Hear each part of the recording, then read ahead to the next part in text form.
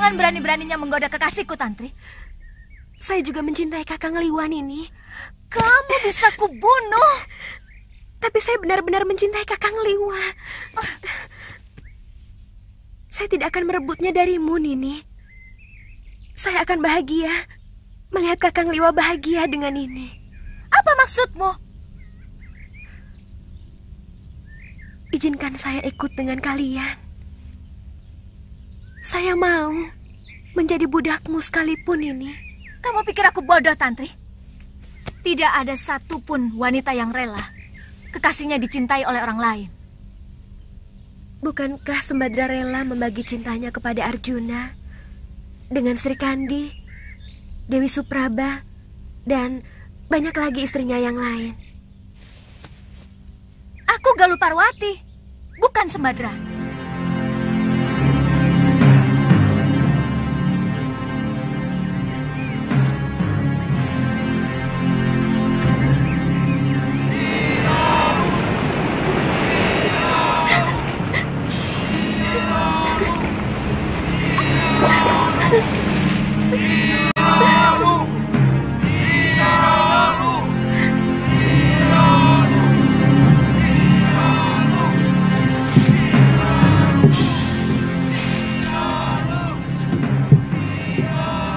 Setiap saat kami akan berkunjung kemari.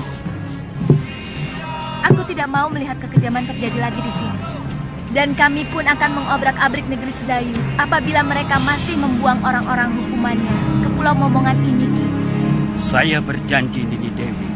Kami selalu menunggu kedatangan Nini dan Suliwa karena seluruh penduduk Momongan sangat membutuhkan ilmu pengobatan. Ayo. Sebentar.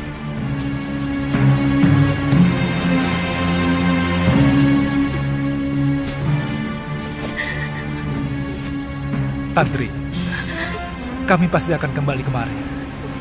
Kalau semua urusan kami di Sugalu selesai.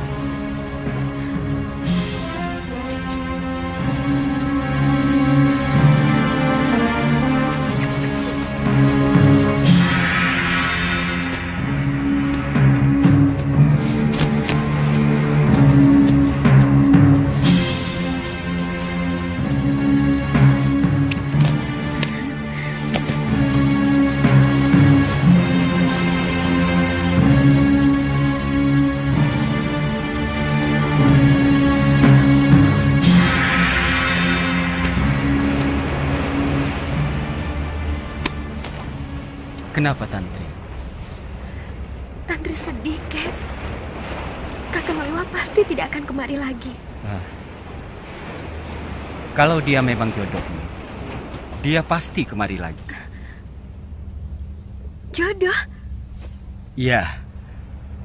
Di dunia ini, semua sudah disuratkan oleh Sang Pencipta di langit sana. Dari lahir, rezeki, jodoh, dan sebagainya. Kita tinggal melakonkan sandiwara kehidupan ini. Artinya, saya tidak mungkin mendapatkan Kakang Liwa, Kek. Kamu tahu, siapa orang yang paling bahagia di dunia ini? Orang yang paling bahagia adalah orang yang pasrah menerima suratan dan dengan penuh kesabaran menerima nasibnya. Dan orang yang paling menderita adalah orang yang tidak rela menerima takdirnya. Semua dianggap musuh. Bahkan, Sang Pencipta pun dianggap musuh.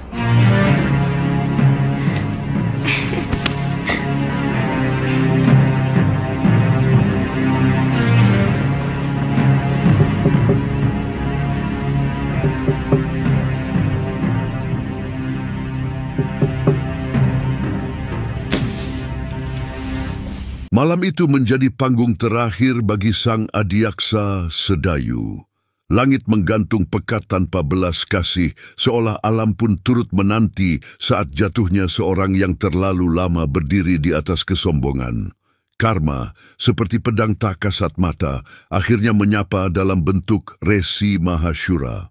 Utusan para dewata yang menuntut balasan atas deretan dosa yang tertimbun selama bertahun-tahun. dan di hadapan maut yang sudah bersiap merenggut nyawanya, Adiaksa tetap membusungkan dada, menjadikan kekuasaan sebagai tameng terakhir dalam keangkuhan yang tak lagi punya tempat. Pengadilan Sedayu adalah pengadilan suci, dan aku adalah kepanjangan tangan Betarari Sedayu sebagai wakil dewa.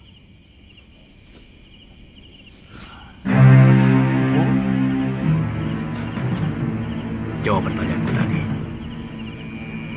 Bukankah aku telah memenuhi permintaan Empu untuk membuang istri tua Empu? Aku?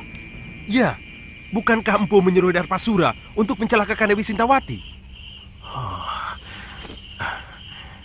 Jadi tidak ada perselingkuhan itu sama sekali. Empu, saya dan Darpasura hanya melakukan permintaan Empu untuk memunculkan saksi dan pelaku palsu.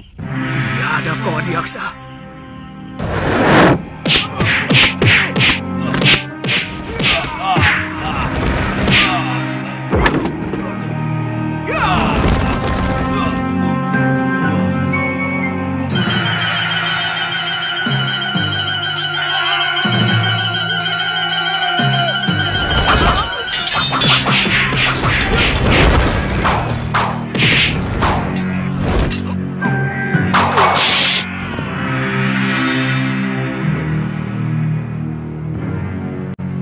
Ampunkan kami, Empu.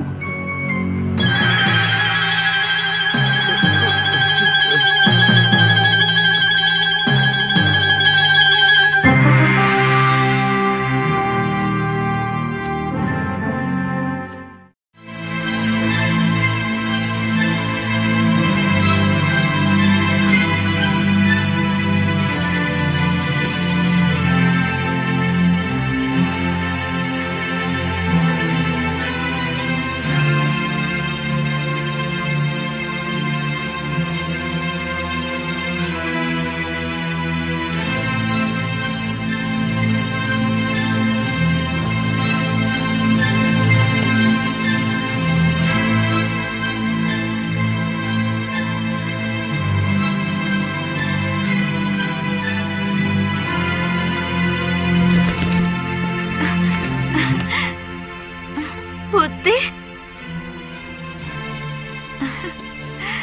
aku kangen padamu, Putih.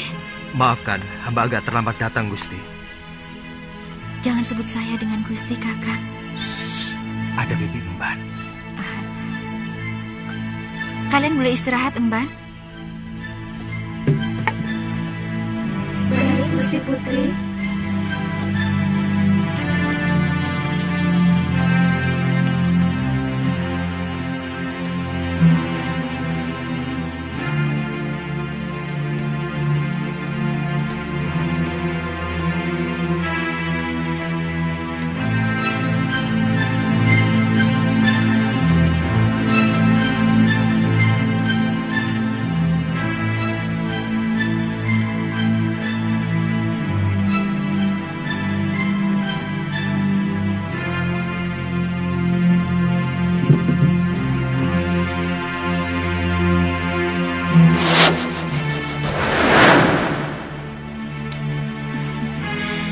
Saya benar-benar kangen padamu, Kanda Prabu.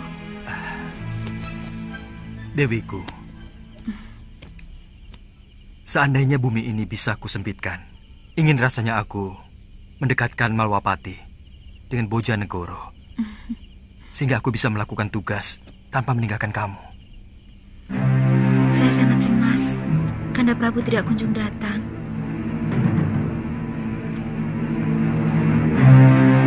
Dinda, percayalah, Dindalah wanita yang saya idamkan untuk pendamping saya.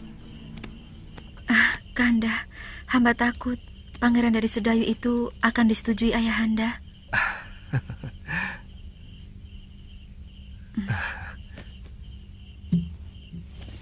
Siapa laki-laki itu?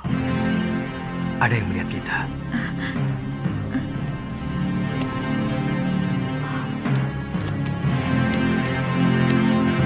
Kurang ajar.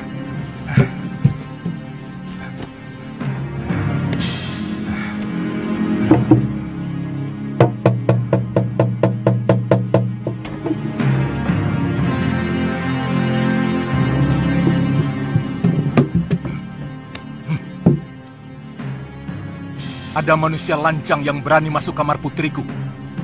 Cepat kepung ruangan. Daulat Gusti Prabu. Ayo.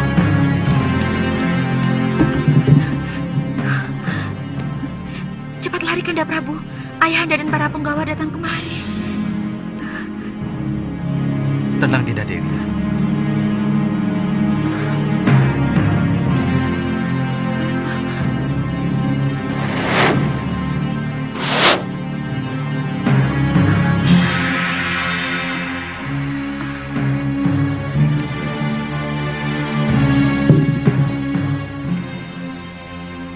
Periksa kamar ini.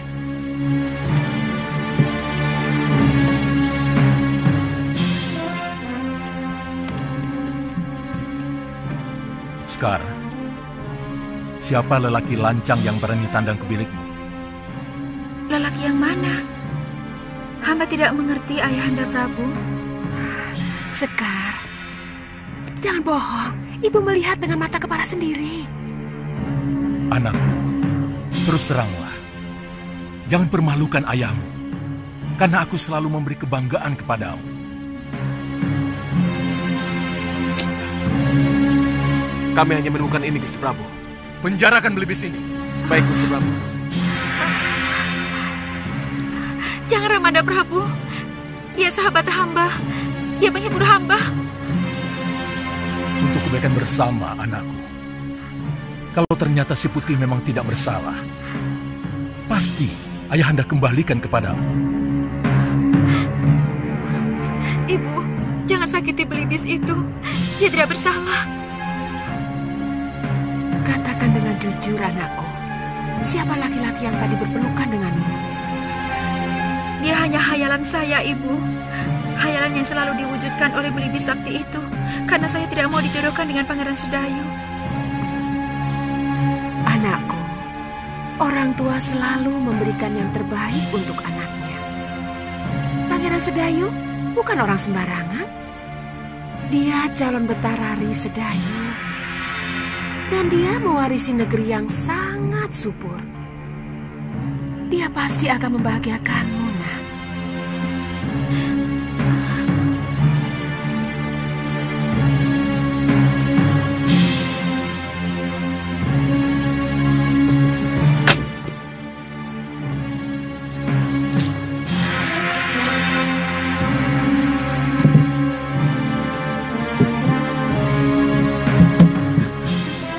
Jangan menangis, Dinda Dewi.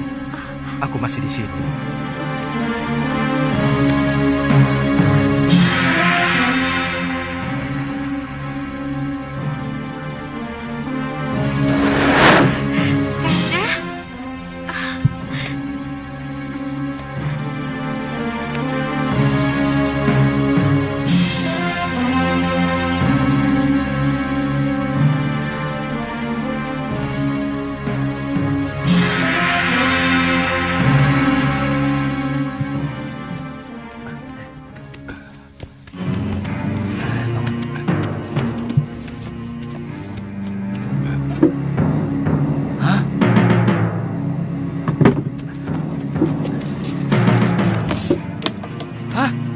Berubah jadi kain. Suruh Bandot lapor. Bandot! Suara gemuruh dari luar kamar istana menerobos sunyi malam dan menggetarkan dada siapapun yang mendengarnya. Permaisuri Boja, tersentak oleh kegaduhan itu, segera membangunkan sang raja dari lelap yang belum utuh. Denting langkah dan seruan para prajurit mengoyak keheningan malam, membawa kabar yang tak terbayangkan. Burung belibis putih, makhluk sakral yang dijaga dengan nyawa, telah menghilang dari kurungannya. Dalam balutan tidur yang masih membekas, Sang Prabu pun bergegas. Tubuhnya menggigil bukan karena dingin, melainkan oleh firasat akan kekacauan besar yang sedang menyelinap ke jantung kerajaannya. Ada apa? Ampun, Gusti Prabu. Hamba telah menjaga Belibis Putih itu sampai tidak tidur. Tapi tahu-tahu Belibis Putih itu berubah menjadi ini. Kita menghadapi maling yang sakti, Dinda. lakukan woro-woro titah. Siapa saja yang dapat menangkap makhluk yang menggoda anakku akan menjadi menantuku. Woro-woro titah. Barang siapa saja yang bisa menangkap burung putih berjambul akan diberikan hadiah oleh Baginda Raja. Dan barang siapa dengan sengaja menyembunyikan burung putih berjambul akan mendapat hukuman seberat-beratnya.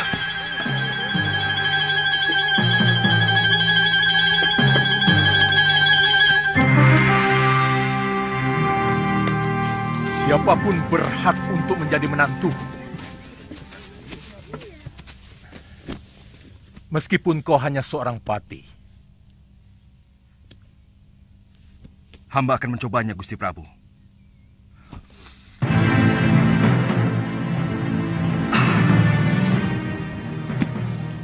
Boleh. Hamba diizinkan masuk ke kamar Putri Paduka. Ya, silakan.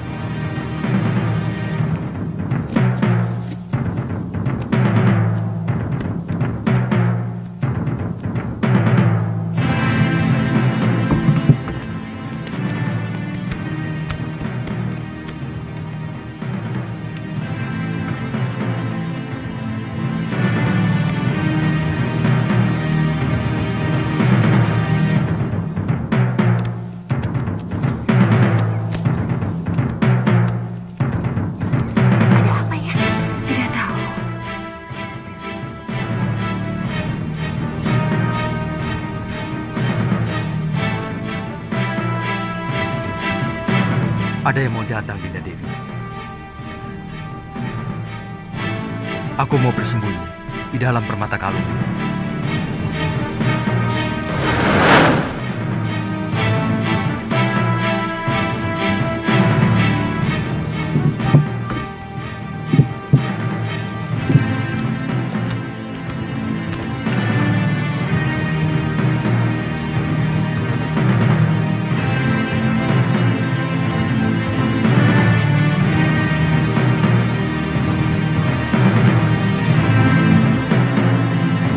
Maaf, Gusti Dewi. Tolong kalung itu diserahkan kepada hamba. Serahkan anakku. Serahkan, Dinda Dewi. Aku mau pindah.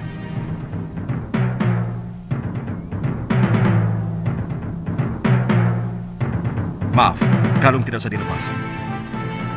Tolong serahkan giwang yang ada di kuping kiri Gusti Dewi. Serahkan, Dinda Dewi. Aku mau pindah lagi.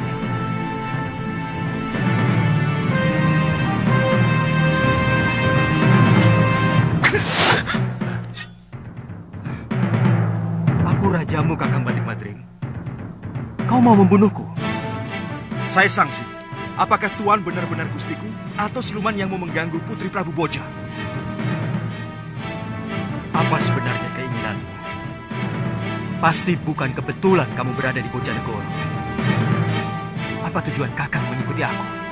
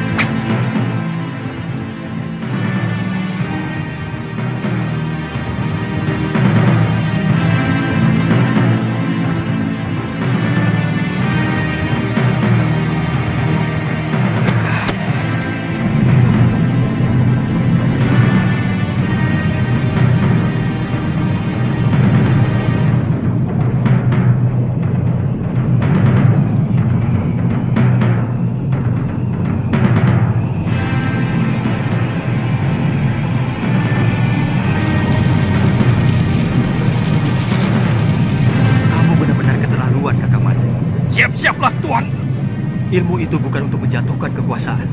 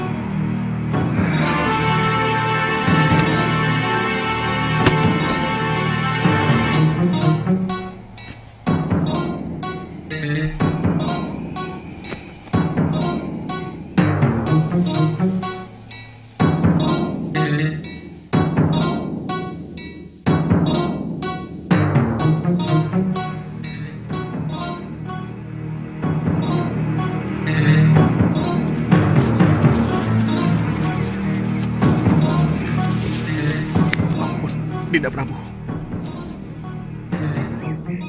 Jangan, Kanda Prabu.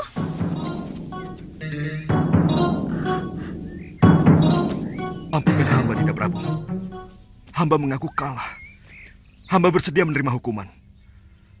Tapi tolong, jangan permalukan hamba di negeri ini. Kamu benar-benar bernafsu mau membunuhku, Madrim. Aku tahu itu. Kalau Paduka benar-benar Prabu Angling Dharma, hamba yakin tidak mungkin akan bisa hamba kalahkan. Itu kenapa hamba menyerang Paduka dengan sungguh-sungguh.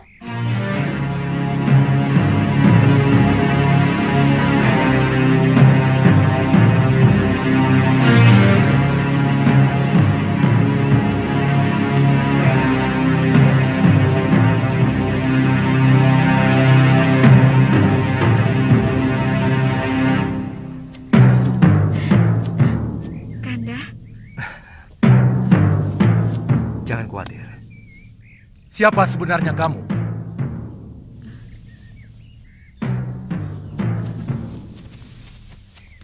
Maafkan hamba, Gusti Prabu.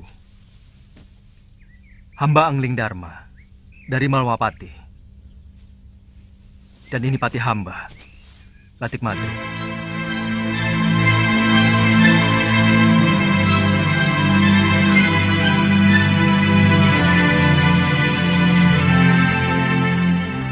Terus terang, ada dorongan kuat rasa ingin tahu hamba untuk mengikuti apa yang sebenarnya Adi Prabu lakukan dalam pengembaraan. Begitu hamba melihat ternyata Adi Prabu sudah memiliki kekasih baru, timbul kemarahan hamba. Ada semacam kecemburuan yang merasuk dalam diri hamba.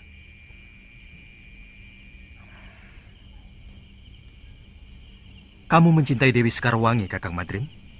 Di balik ketegasan Patih Batik Madrim tersimpan bara luka yang belum padam. Tatapannya kepada Dewi Sekarwangi bukanlah cermin kekaguman, melainkan pantulan dari kenangan pilu yang terus menghantuinya. Bukan Sekarwangi yang ia lihat, melainkan bayang Setiawati, adik tercinta yang memilih jalan kematian demi menjaga kehormatan cintanya.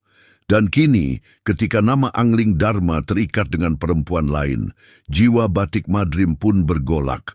Pengorbanan Setyawati terasa terinjak-injak, seolah api suci yang pernah menyala kini ditiup angin pengkhianatan yang dingin dan tak berperasaan. Seolah-olah sengaja Adi Prabu persiapkan supaya bisa mendapatkan Dewi Sekarwangi. Apakah Kang pikir aku tega melakukan hal seperti itu? Aku mengenal Sekarwangi pun setelah berkelana untuk menenteramkan hatiku yang selalu resah sepeninggal Dinda Setyawati. Aku mencintai adikmu, Kakang Madrim. Bagaimana dengan Dewi Sekarwangi? Apakah Adi Prabu juga mencintainya? Maaf, apa mungkin cinta begitu saja mudah berpindah, Adi Prabu? Aku pun mencintai Dinda Sekarwangi. Tanpa menggeser senyari pun cintaku pada Dinda Setyawati. Sebab cinta itu ibarat air kendi. Dia bisa mengucur pada beberapa mangkok. Tergantung seberapa adilnya pemilik kendi itu. Percayalah, Kakang Madrim.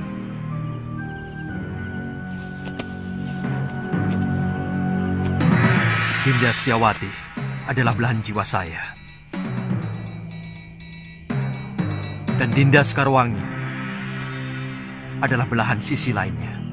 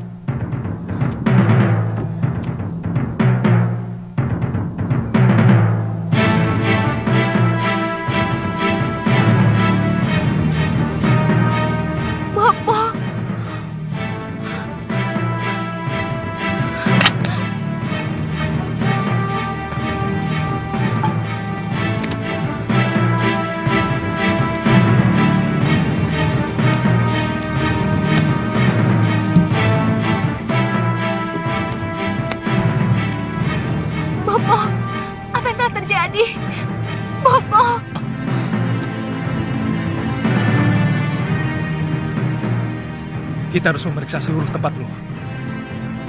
Siapa tahu ada yang masih bisa kita temui. Ayo lo, kuatkan hatimu. Kita periksa bilik pusaka.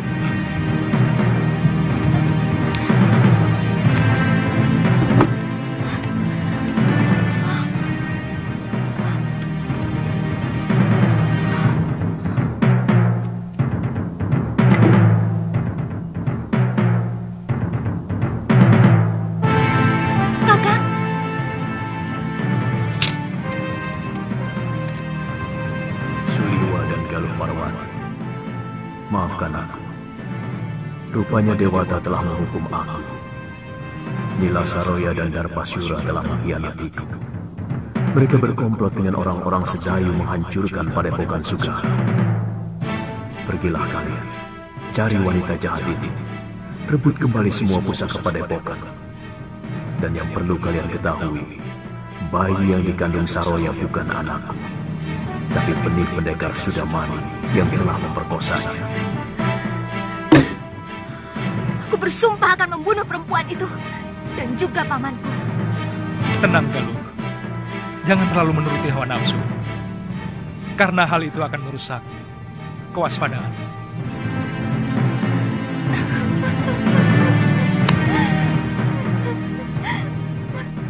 Saya sempat menguburkan 12 mayat yang ternyata saudara seperguruan Nila Saroya dari perguruan Halimun Petang. Dan dari cerita Nini Saroya sendiri, secara tidak langsung dia bercerita bahwa dia telah diperkosa oleh Sudamani. Siapa sebenarnya Sudamani? Dia salah seorang dari begitu banyak pendekar yang menginginkan saya. Kenapa dengan Kakang? Dunia persilatan memang sangat membingungkan, Galuh. Entah berapa perguruan dan pendekar yang menghendaki diri saya. Mungkin karena saya seorang tabib. Mereka mengira saya mampu membuat ramuan tertentu yang mereka inginkan. Lalu, kenapa Gusti Prabu membawa perempuan itu kemari? Sebenarnya hanya ingin menolong Nila Saroya yang menderita batin. Karena kejadian yang membuat aib pada dirinya. Dan guru dianggap paling mampu untuk menyembuhkannya. Tapi dia yang membuat kehancuran kepada keluarga saya. Gusti Prabu harus bertanggung jawab atas semua ini.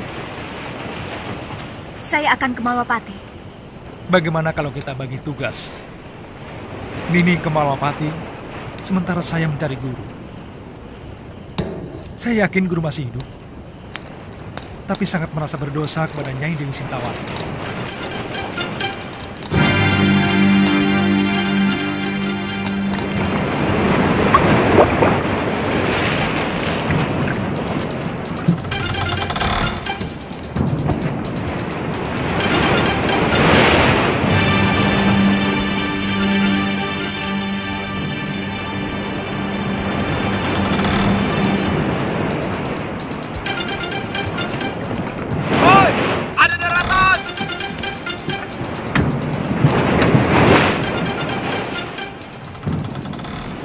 Arahkan kapal ke kanan. Kandor, suruh anak-anak siapkan senjata. Siapkan senjata kalian cepat. Siapa tahu di pulau itu ada penghuninya. Kalau pulau itu kosong, cari sumber air minum. Kalau tidak ada, buah kelapa. Kita sudah kehabisan air minum. Wanto, penuh. Cepat. Lihat.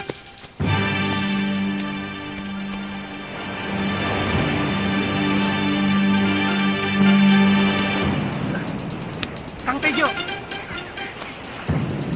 Gawat. Kapal apa itu? Benderanya seperti kapal bajak laut. Apa? Bajak laut? Ya, naga laut. Cepat, beritahu Ki Demang dan Kaliana Tantri.